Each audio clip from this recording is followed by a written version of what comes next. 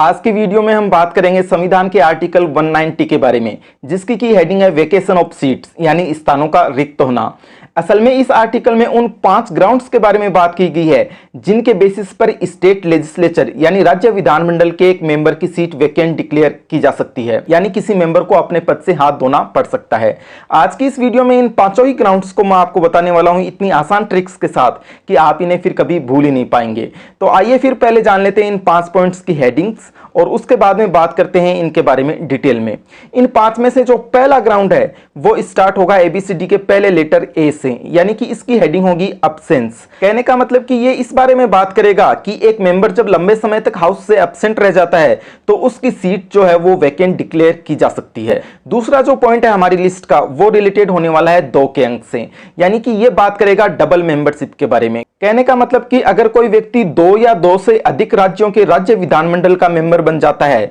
तो ऐसे में उसकी जो सीट है वो किस तरह से वैकेंट डिक्लेयर की जाएगी, इसी के बारे में बात की गई है इस दूसरे पॉइंट में। इसके बाद तीसरा जो पॉइंट है वो भी रिलेटेड तो है डबल मेंबरशिप से ही, लेकिन उसको ध्यान में रखने का सबसे आसान तरीका यह है कि इसके हेडिंग में जो एबीसीडी का तीसरा लेटर सी है वो प्रमुखता से आएगा। इस तरह से इसकी हेडिंग हो जाएगी लेजिस्लेटिव काउंसिल और लेजिस्लेटिव असेंबली, दोनों का एक साथ मेंबर होना। तो इस तरह से जो काउंसिल वर्ड है जो कि एबीसीडी के तीसरे लेटर से स्टार्ट हो रहा है, इससे हमें इस तीसरे पॉइंट को ध्यान में रखने में मदद मिल जाएगी। इसके बाद चौथा पॉइंट स्टार्ट होगा एबीसीडी के चौथे लेटर डी से। इस तरह से इसकी हेडिंग हो जाएगी डिस्क्वालिफिकेशंस फॉर मेंबरशिप। इसके बाद हमारी वीडियो का जो 5वां और लास्ट पॉइंट है वह स्टार्ट होगा एबीसीडी के 5वें लेटर ई से, लेकिन यहाँ पर जो ई है वो इंग्लिश में नहीं बल्कि हिंदी में लिखा जाएगा। इस तरह से इस 5वें पॉइंट की हेडिंग हो जाएगी इस्तीफा या रेजिग्नेशन बाय मेंबर। तो आइए अब जानते हैं इन 5 के 5 पॉइंट्स को डिटेल में।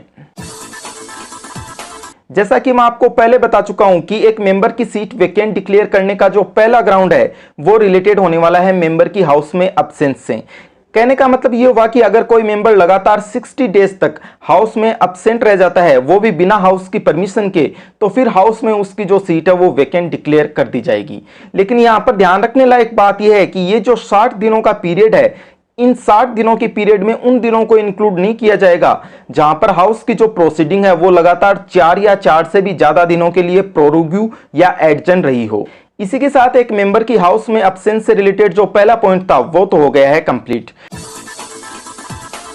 दूसरा जो ग्राउंड है आज की वीडियो का वो रिलेटेड होने वाला है डबल मेंबरशिप से। कहने का मतलब कि कोई भी व्यक्ति 2 या 2 से अधिक राज्यों के जो राज्य विधानमंडल होते हैं उनका एक साथ मेंबर नहीं बने रह सकता। और अगर कोई व्यक्ति 2 या 2 से अधिक राज्यों के राज्य विधानमंडल का मेंबर बन जाता है और प्रेस्क्राइब पीरियड बीत जाने के बाद भी किसी एक जगह को छोड़कर बाकी सब जगह से रेजिग्नेशन भी नहीं देता, तो ऐसे में वह सारी की सारी सीट जिनका कि वो मेंबर है वो वैकेंट डिक्लेयर कर दी जाएंगी। अब यहां पर सवाल यह बनता है कि इस तरह की सिचुएशन में आखिर कुल कितने समय बाद में अलग अलग राज्य विधानमंडलों में एक मेंबर की सारी सीट्स वैकेंट डिक्लेयर की जाएंगी। तो इसका जवाब यह है कि इस बारे में रूल्स बनाने का अधिकार दिया गया है हमारे देश के प्रेसिडेंट को, और प्रेसिडेंट ने इन्हीं शक्तियों का उपयोग करते हुए 1950 में इनेक्ट किया था prohibition of simultaneous membership rules 1950। तो इस तरह से आज के दिन ये जो रूल्स हैं यही हमें ये बताते हैं कि 2 या 2 से अधिक राज्यों के राज्य विधानमंडलों का मेंबर एक साथ बनने पर उनमें से किसी एक को छोड़कर बाकी सारी जगहों से कितने समय के अंदर अंदर एक मेंबर को इस्तीफा दे देना चाहिए।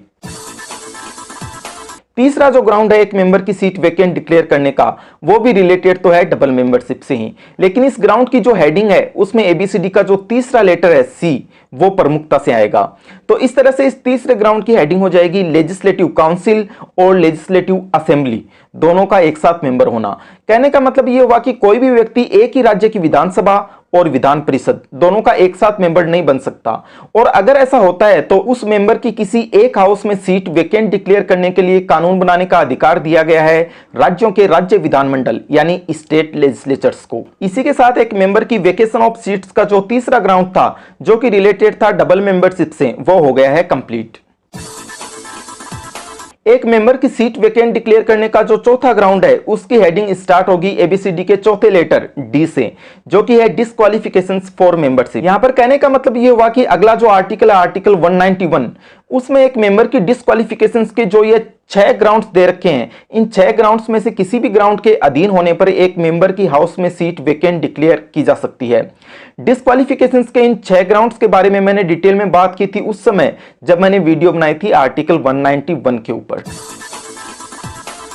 एक मेंबर की हाउस में सीट वेकेंट डिक्लेयर करने का जो 5वां और लास्ट ग्राउंड है उसकी हेडिंग स्टार्ट होने वाली है एबीसीडी के 5वें लेटर ई से, लेकिन इस ई को यहां पर लिखा जाना है हिंदी में। तो इस तरह से 5वें ग्राउंड की हेडिंग हुई इस्तीफा यानी रेजिग्नेशन बाय ए मेंबर। कहने का मतलब यह हुआ कि अगर हाउस का कोई मेंबर अपना रेजिग्नेशन हाउस के प्रेजाइडिंग ऑफिसर मतलब स्पीकर या चेयरमैन को दे देता है और उस रेजिग्नेशन को उनके द्वारा एक्सेप्ट कर लिया जाता है तो ऐसे में रेजिग्नेशन देने वाले मेंबर की सीट वेकेंट डिक्लेयर कर दी जाएगी। लेकिन यहां पर ध्यान रखने लायक बात यह है कि इस तरह का रेजिग्नेशन मिलने के बाद में जो स्पीकर हैं या जो चेयरमैन हैं उनको कोई ऐसी इंफॉर्मेशन मिलती है या फिर इस संबंध में कोई इंक्वायरी करने के बाद वह पूरी तरह से सेटिस्फाई हो जाते हैं कि ये जो रेजिग्नेशन दिया गया है वो वॉलंटरी या जेन्युइन नहीं है, तो ऐसे में वो उस रेजिग्नेशन को एक्सेप्ट करने से मना कर सकते हैं। और ऐसे हालात में क्या होगा, ऐसे हालात में उस मेंबर की सीट वेकेंट डिक्लेयर नहीं की जाएगी, मतलब वह मेंबर अपनी सीट पर बना रहेगा। इसी के साथ इस आर्टिकल में जो 5 अलग अलग ग्राउंड्स दे रखे थे एक मेंबर की सीट वेकेंट डिक्लेयर करने के,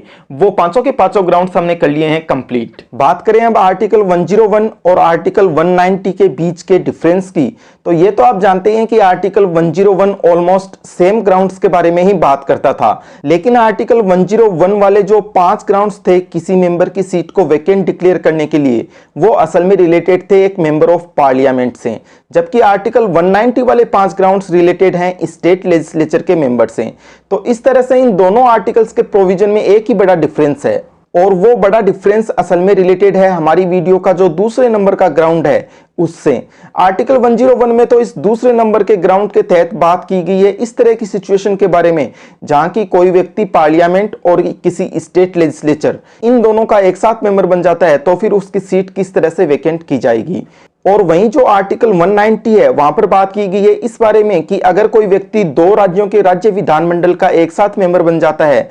तो फिर उसकी जो सीट है वो किस तरह से वेकेंट की जाएगी।